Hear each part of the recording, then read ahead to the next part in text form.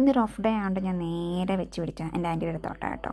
അപ്പോഴത്തേനും ഇത് ബസ്സിൽ കയറിയപ്പോൾ ഇത് ആപ്പിൾ ബലൂനെ കണ്ടു. അപ്പോൾ പുള്ളിയുടെ വീഡിയോ ഒന്ന് ചെറുതായിട്ട് എടുത്ത് വെച്ച് മണ്ടത്തൊരു നഷ്ടയാളെ ചെയ്യല്ലേ.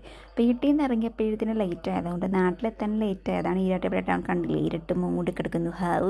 പിന്നെ പാലവും കുന്നൊക്കെ ഇറങ്ങിപ്പോകുന്നു. എനിക്ക് ഡോറ ബുജിനെയാണ് ഓർമ്മ വരുന്നത്. നിങ്ങൾ കാണുന്നുണ്ടോ? അത് തന്നെ.